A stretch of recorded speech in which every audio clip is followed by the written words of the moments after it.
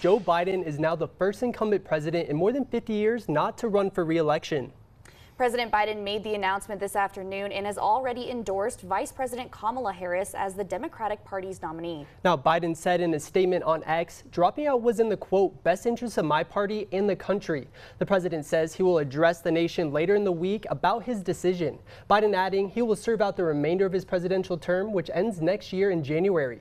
The president previously had insisted he would continue his campaign despite concerns over his age.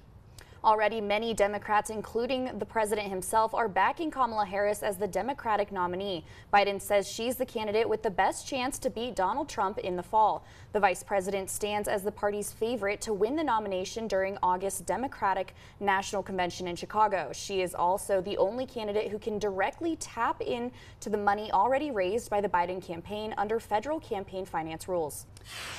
New tonight, Vice President Kamala Harris announcing her bid to be the next president of the United States. Yeah, VP Harris provided us with the following statement that reads in part, quote, "It has been the honor of a lifetime to serve alongside our commander-in-chief, my friend, President Joe Biden, one of the finest public servants we will ever know."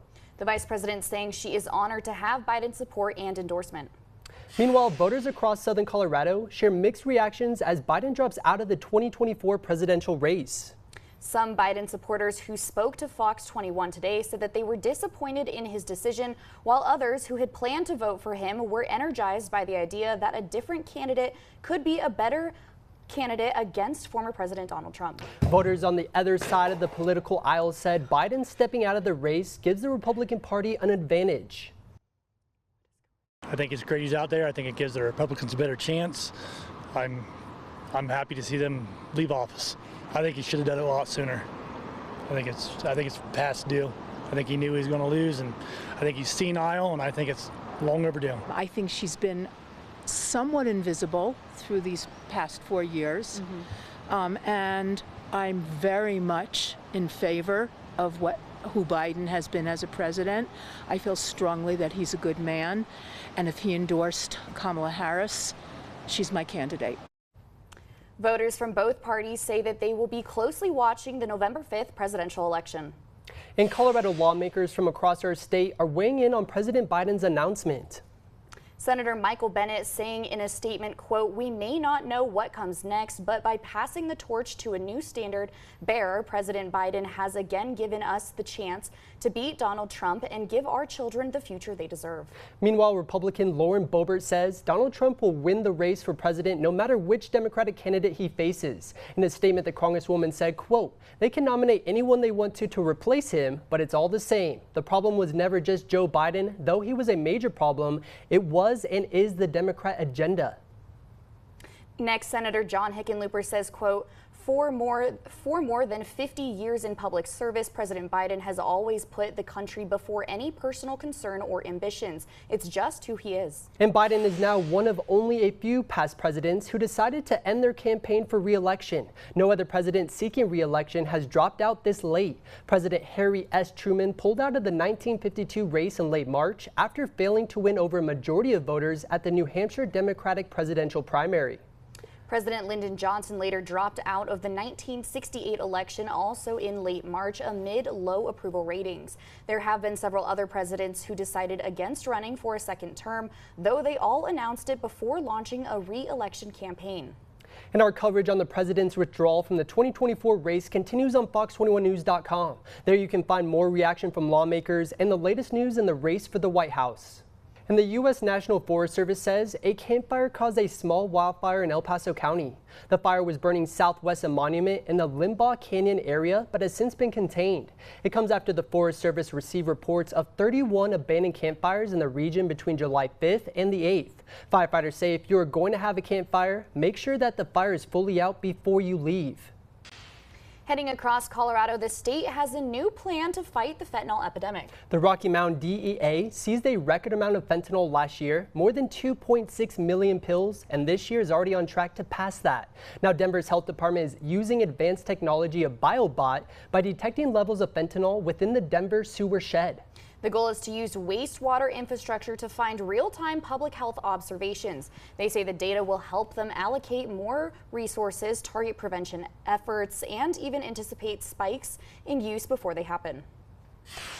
A COVID summer surge is now underway in the U.S. with new cases spiking across the country. The CDC reports at least 7 states are experiencing what it calls very high COVID levels. And in the past week, the testing positivity rate is up 11% from this time last year, with COVID-related ER visits rising by 1.3%. It's being largely driven by a COVID variant known as FLIRT, which is now responsible for more than half of all new cases. It's highly transmissible, but the good news, its symptoms appear to be less severe.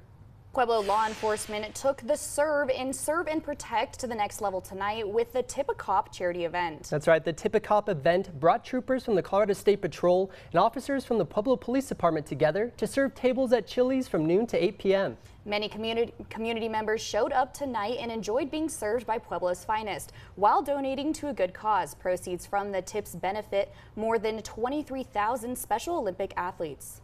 Softball is my favorite, but we do basketball, track and field, soccer, softball, basketball, flag football, and bowling. It's just really good to give back to the community that supports us so much and gives to us in our profession. We're lucky here in Pueblo to have the support of our community, and it feels good to give back. The Tip a Cop benefit was held at the Chili's restaurant off North Elizabeth Street in Pueblo. We are still waiting to hear back how much money was raised. Well, new tonight, mudslides expected. The San Miguel County Sheriff's Office warning they will be an issue for the foreseeable future. Now, the warning coming a day after one happened, shutting down a major roadway, and members of the public allegedly made the cleanup efforts difficult because commuters tried to bypass the closure and find their own detours. That caused increased delays as they wound up congesting traffic in between various mudslides. The message to drivers: observe all closures, and if there is a detour available, officials will let you know. Major flooding down south. This video taken in Colorado Springs showing the major flooding after heavy rain in the area last night. And of course, the flooding did continue into today. This video taken in Security Widefield earlier this evening shows water taking over several roadways. Now, the area was hit hard with rain, but of course, many drivers still continued their weekend plans. We're going to check in now with FOX21 Storm Team meteorologist Ryan Matouche. Ryan has been staying very busy for all of us last night into today with all of these storms. Yeah, last night I was actually taking some of those videos you saw. I was out till about midnight just filming the streets. But it's good. It's good to let everyone know what's going on. And we appreciate it, Ryan. I appreciate it. A little pat on the back right there.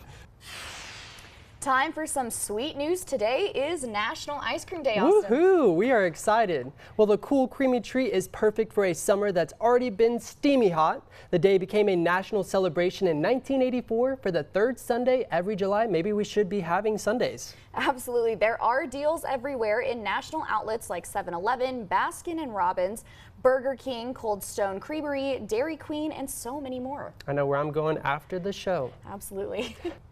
We are Southern Colorado, and FOX21 News proudly congratulates Loving Living local host Krista Widiak and photojournalist Ray Harless for winning an Emmy last night for their Outdoor Colorado series. The dynamic duo won in the category of lifestyle short-form content for their series highlighting Ray's artistic shots and Krista's engaging storytelling. Outdoor Colorado was featured on FOX21's lifestyle show Loving Living Local and encouraged Southern Colorado community members to explore various outdoor locations and activities in the state.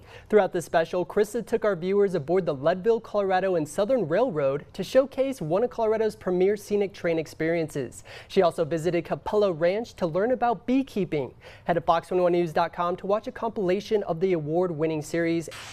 Beloved NFL brothers are teaming up with General Mills for an extra tasty collab. Take a look here. General Mills announced on Friday that the Kelsey brothers, Travis and Jason, will become co-creators of their very own cereal called Kelsey Mix Cereal. It features a combo of their favorite cereals from the brand. The mix combines the brothers' top 3 cereals from General Mills: Cinnamon Toast Crunch, Lucky Charms, and Reese's Puffs. Fans of both General Mills and the Kelsey brothers can also get 4 different limited edition collectible boxes that feature the brothers on the packaging. Now, all Kelsey-related cereals will be available at retailers across the nation starting in September.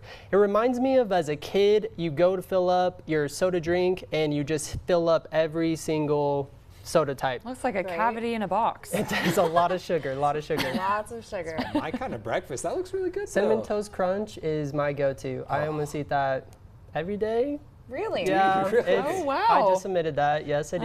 The it's problem good. is you can take out a full box probably in one sitting. Oh, easy. Yeah.